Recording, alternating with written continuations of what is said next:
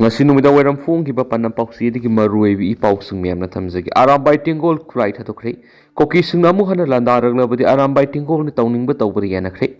khulai sarende tawraktaba sing action louragani police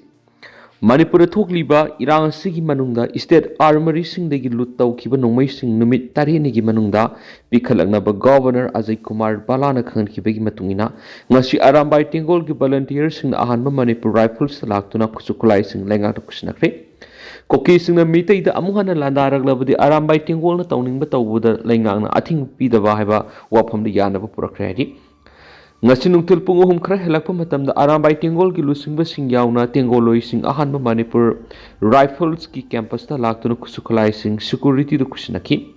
arambai tingol ki maikei digi khulai saniga nifugo mari pikhalaki bagaloina atai polam kaya su yaukhiari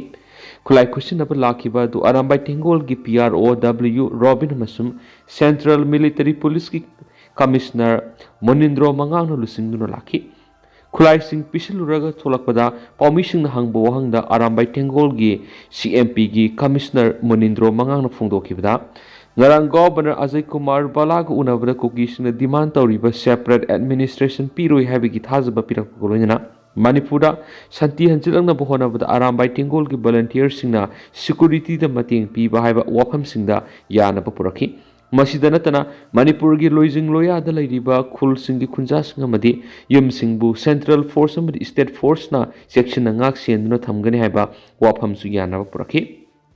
mangna makha taradun hai governor gu unakhi badu arambai tengol na khulai sing pikhalakraba matungda karigumba koki singna mitei singda madi mitei gi khul sing amuhana landa sa tharak tarabadi makhatan arambai tengol na masibu ngak khoksanaba angamba thabak lokolakpada lengan ayaba pibigadabani haiba wafam thamkibaga loinana governor na sumasida thaja piraki loinana arambai tengol yauna khul ngak masingda general amnesty piba haiba wafam na su ayaba piraki arambai tengol gi oiba uniform da sadok sin tawbada athingba pidaba amadi kariguma wathu amata lehendaba hainasu yanakhi haina makhatana phongdoki arambai tengol gi maikeidigi ngarang governor da pisin kiba memorandum madu yauriba point singda NRC gi hojik sathariba process as miyamna kadai phawbu yaure kari khongthang pekhatli haibadu mayek sena khanba FMR gi makhatana sangsilakpa MLRN LRA semdokna ba wapam amadi Manipura poppy cultivation gi thabak phum thingna ba athum matamda sapsa ba thabuk lokhat pi ba haibu wapam singa sida yana ba puraglaba matung ngasi arambai tingol gi mekei gi khulai sing pikhat bani hansu magna phongdoki arambai tingol gi mekei digi khusinnarakhiba khulai sing aduda 303 rifle insas SLR single barrel double barrel 25 launcher carbine AK rifle samadi masing yamlaba nomoi maru sing yauri masida natana headgear bulletproof jacket boot camouflage ki fizol sing yauri khulai sing adu arambai tingol gi volunteer sing na DI tata ahum nom da haptuna Manipur police commando singna section na ngakselaka purakhi loidana arambai tingol da khulai sing pishin balakba duda masing yamlaba maira paibi imai bel sing sargyakhi amarom da arambai tingol gi meke digi khulai sing pikhatpa lakadaba sigi mangjungna imphal gi maru oiba mafam kya da security sing sai thoktuna akanba section thorang sing lokhatki ahanba Manipur rifles da paumi sing sangna bohona bada nongpok thangba gate da no photography haina iraga thetuna thamlam thengnaki panma yabri tha asigi mapanna CM pham thadokibadigi Manipur president rule thamgraba matung tha asigi kunda governor Ajay Kumar Balana singamasum tamgi naha sing state armory digi lutawkiba nomai sing numit tareni gi manungna pikhalangna ba khankibane aduga chief secretary na sukhulai sing hana pikhalagla matung national highway sing hangna ba thabok lakhot haina phongdok palaikrabane nakala maromda Manipur police control room na thadorak pa cholamada ngashi ahanba Manipur rifles ta nongmai sani gani fugu taruk serena torakpaga loina singamasum tamgi district kharaga mafam singna nongmai humfuga matoi serena torakhi hari numit tarene sigi manungda khulai pikhalakpada makoi gi mathakta kariguma makhalamati gi action lokhaloi dubu hariba matamasi hendokraba matung kanagumba illegal oina lut tawkiba nongmai perama thingnarabadi makoi gi mathakta logi matungina sapsabe action lokhat kani hairene su pawsta makhatana su phongdorakli amaramdana koki sing khulai surrender touningdabagi mari hore separate administration yauna demand mari center na thabak to onthoktrabadi khulai thadokloi koki village volunteer singi mafam singda mitei sing amung hana khunda laita hananaba makalamatagi policy yaba ngamloi Kuki inpi Kokizau Community Village Volunteer Coordinating Committee BBCC Center lengak demand mari taladuna hariba demand sing thabak to onthok triba phawbo khulai surrender tawre hena mari tarakli BBCC Manipuna Center lengak demand mari taladuna hariba demand sing si phanglaba matamda makoina lengak to khulai surrender tawgani natrabadi ngamloi hena phungdokhibaga loinana Manipur lairiba tribal community singi damak Santi Puranaba Madi security people Galunina, Mausagi Punshita Hanjanaba, Atupama Tamda, Santana Tabal Horkadabanagri. Kumza English Ganiga Kungo Humdogi, me Humdigi Manipura, violence Hectolapadi, state and sponsored over militia group Singamadi, Ate outfit Singna Kukizo, community Kimatak Landa, Kya left and a Satana Lakivane, Masida, government su community Subungak Sin Bibigi, Sapsava Tabak local Tabadagi, Tangai for the Kukizo community volunteers Singna. Khulai perak khibna hari Center government na Kukizo volunteer committee na talib demand mari tudi Kukizo tribal sing taba mafam sing na separate administration union territory with legislative power ama semgadabane Kukizo area dagi Manipur police takthokadabane mitai group sing na lut tawkhiba nongmai sing mapung fana surrender tohangadabane amadi Kukizo village volunteer sing bu protection pigadabane haiba demand sing asini Governor Ajay Kumar Balan illegal arms surrender Toraknaba appeal Tokiba Wapam committee Sina Taran Oi Adobo Makoina Talib demands Mapung Pana Panglaba Matamda Isterasi that Matam Queen the Gisanti Lehanaba Madi security Yelaga Kulai Tado Pibisi Aikoisu Yagani demands in Pira with the Aikogi Panam Soy the Namaki Pangani Habisi committee Asset Patazab and Hennes Pondorakli Amaramda Koki and Pitangopal district Mekadigi Singi Mapam Singda Mitei Sing Amuhana Kundalaita Hananaba Makalamatagi policy Koki Miam Yabangamroy separate administration Mapidri Pabo Koki volunteers in Pabo Punbayaro Yamadi Kudaktagi Tenopal district police commando Sing Lakoki Gadabani Haina Governor Ajay Kumar Bala the Sirol Pidon action crate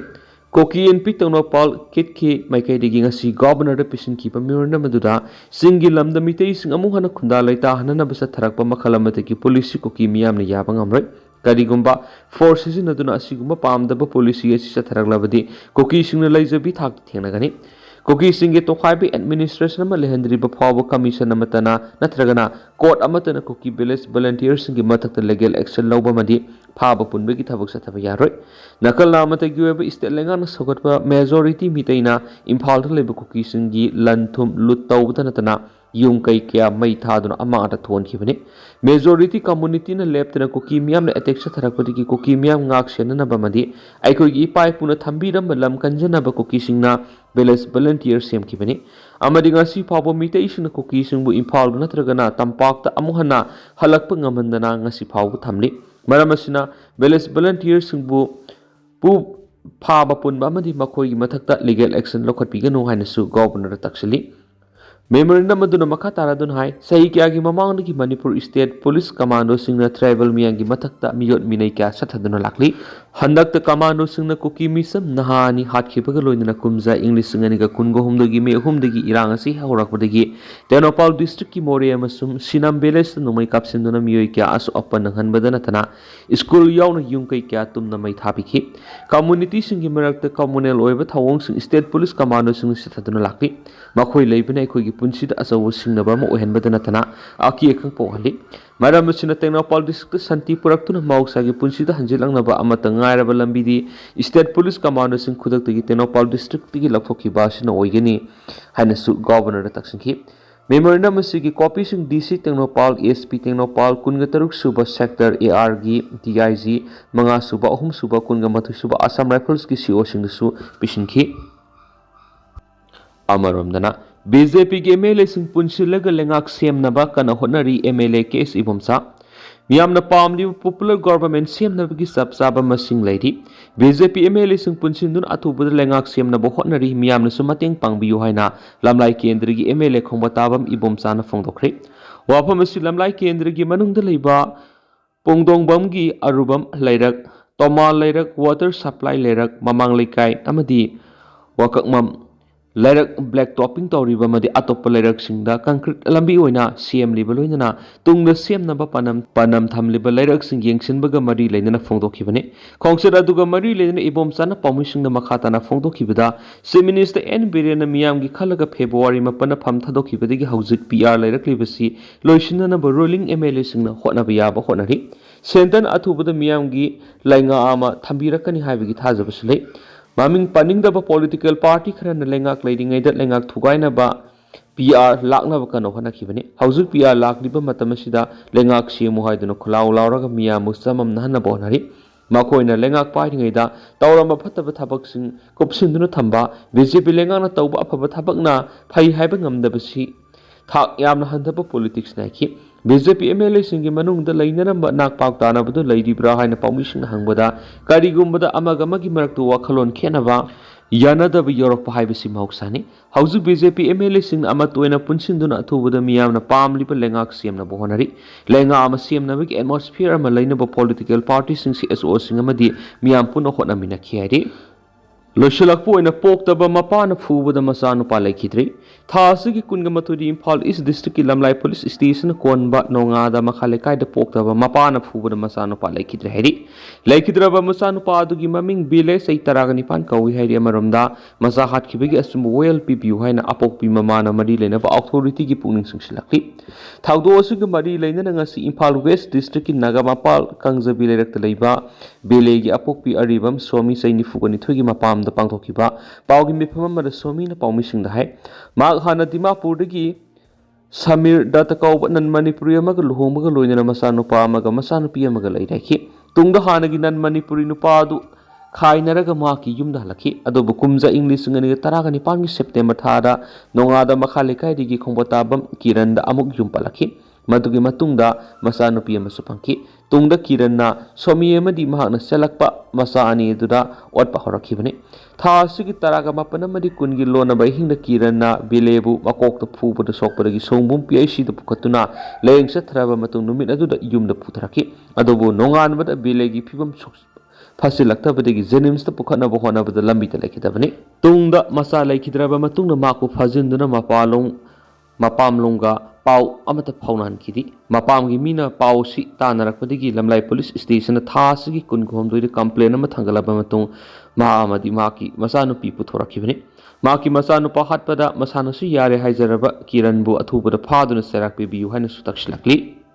Manipur University ki gate number 1 ga naknana leiriba kyamgai maning lekai de leiba Venetia Boarding and Tutorial Center की अनोब academic section 2025-2026 की admission form थाजब होसरे class 5 तक class 10 फावगी तमलेबा महारोई नुपा मजा सिंह खक्ते की ओइबा boarding असिदा थंबीदुना experience लेरबा ओजा सिंह की guidance की मखादा अदोमदोम की इसासुंगु असंगबु खुनायमगी असंगबा युम्बी अमगी दमा कोनजबगी खुदोंगसाबा सिलोबी हौ हेन नुंगाइबा पावमना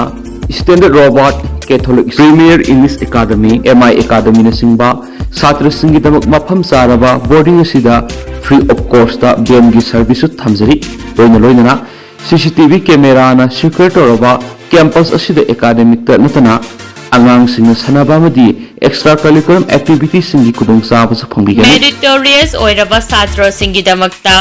100% scholarship ki khudong saba su phangbigani relief camp da lariba khudong sadraba mahairoi singi damakta su 50% ki scholarship ki akhanaba sit khara su thamjari akhanaba sit oiba maramna hana lakpa satra singda ena khudong saba pizagani akopa morogu damak housing ngasima contact topiro 6909918320 natragana 9362115909 da housing contact topiro